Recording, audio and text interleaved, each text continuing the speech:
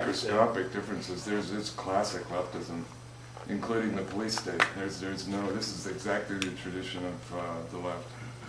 Sure, there are differences among countries. I mean, I'm generalizing, but you can't say it's not the left. This is... Well, yeah, but I mean, that's a simplistic division now, left, right. I mean, it's a really simplistic division. It's not, though, if you... It's much more complex than that. Yeah. Well, but it's a question of what do people want. And I ask that of my friends. It's a question, basically.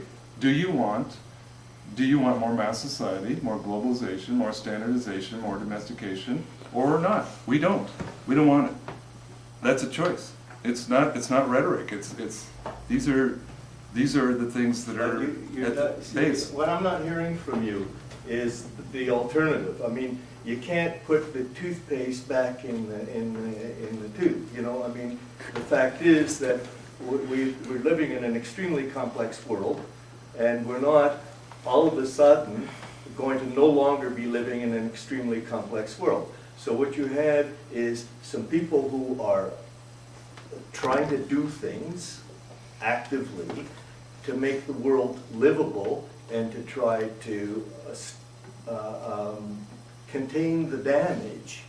And well, I will agree with you that it's not an instant thing. We're not talking about overnight pushing a button and because that would be a die-off for one thing. That would be totally irresponsible. And of course, we have no means or desire to do anything like that at all. But it's hard for me to grok how you can say they're contributing to a more livable world while they are fully endorsing and aiding that very trajectory, including, as I said, what happens to indigenous people. That's, you know, but for people that think they should become workers and citizens and not indigenous, then that's a choice. You opt for modernity, you opt for mass society, and they cover it up by saying, well, you can't put the toothpaste back in the tube.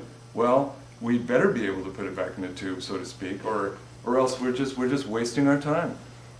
We should just go home and watch TV or something. You know, that's a cop-out. I'm still not hearing an alternative, a cop-out. Well, the cop-out is to resist these things. The cop-out is to have community face to face. What are the things that are in the way of I would say, an authentic, real life community? And I don't think there is community in some virtual sense. I mean, now they're peddling, oh, we have community, it's virtual community, it's just as good.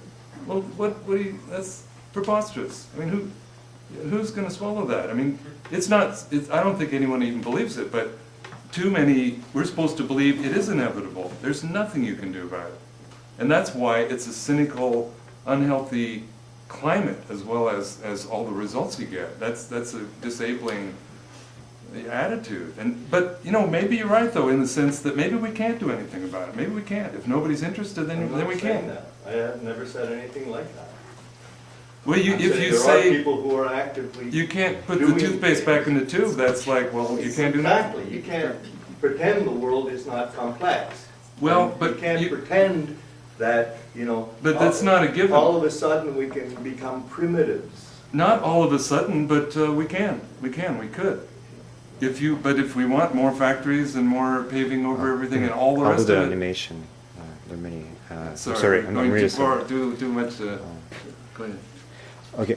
Yeah, I was struck by what Chomsky said and your reply, because I have been thinking that if you look through a history of different civilizations, they all seem to reach a point where they consume themselves. I mean, this gentleman says the world is more complex than we think it is, but essentially there are certain products which we depend on, and which those civilizations depended on as well. And when they were extinguished, or when they were all consumed, they went back to a primitive. I mean, they self-consumed themselves and they were destroyed. I mean, right now we live in a carbon economy, which is certainly, if you read the news and you read what the experts are saying, the peak oil is going to be gone.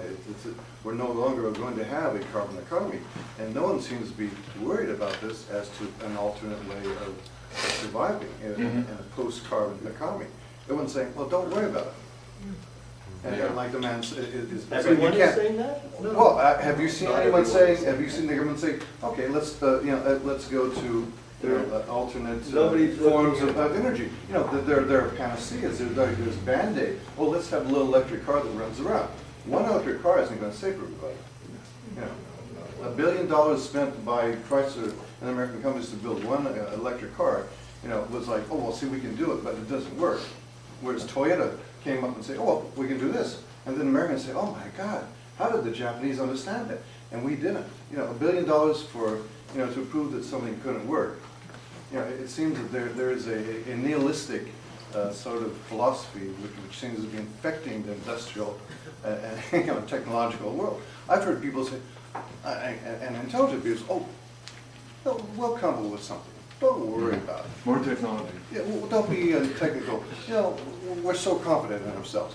And I'm sure people in Eastern Ireland and the Maya were saying the same thing. Oh yeah, no, don't worry about it. You know, we can put the toothpaste back in the tube. And unfortunately, you know, what I see is there doesn't seem to be much forethought. I mean, I may not agree with you as far as going back to a primitive society, but there is, you know, it doesn't seem to be much foresight as to people seeing alternative ways and even trying to overcome this huge industrial complex. I mean, why would they want to? I mean, if you look at the electrical system, if everybody had a solar system on their house, boy, who would suffer? Not us, but the governments would suffer. All the oil companies would suffer. All the governments would suffer because they're taxing it. I mean, you're looking at, you know, a primitive society because if you become self-sufficient, which is, I guess, what you're saying, and it's sort of a modern primitivism. There's a lot of people who don't want that to happen. That's true You know, too. they don't want that to happen. Did you want to say something, Bernard? Yeah, sure. I shall just start off from what you two were talking about. I think that the question of what's being done to, let's say, to try to put the toothpaste back into the tube, today, obviously, for the last 20 years, whatever, with Kyoto, with all the things around sustainable development, there's certainly this consciousness among the right, the left, and the mainstream political world. Well, I consider it all still greenwash in the sense that it isn't addressing, like for instance, you can convert all the car industries of the world to solar, whatever, electricity from what? Hydro, from nuclear? I have no idea where you get these sources.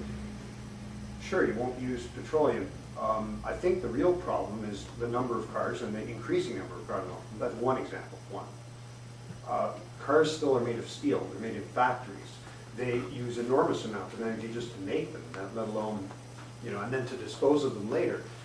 And we're making more and more of them. So it's one example of complete denial, but one of the fundamental problems is the massification, the increase of use of energy is just, you know, it's going up almost exponentially. You know, it's certainly going up with the population, which historically is on a trajectory that's going towards exponential.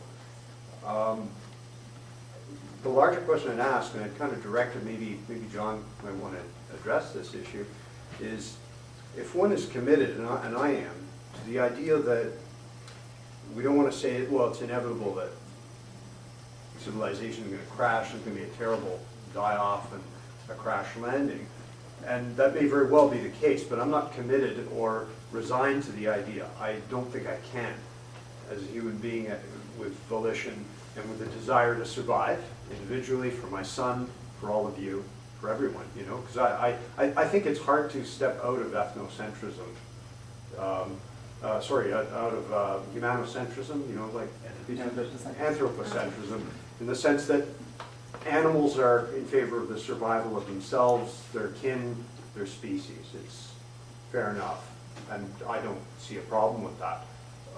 The aggrandizement of a species where it takes over all the others and dominates the rest and destroys its environment, that's a different story, I think. I think that the question then is, what can be done to try to sustain a soft landing? How do we move towards a soft landing? I mean, I think that what you're doing, the development of primitivist movements, the change in mentality, the spreading of these anti-civilizational ideas is a good way of starting to sensitize people like, whoa, like not only have people indeed been talking about the problems of civilization probably since the beginning of civilization.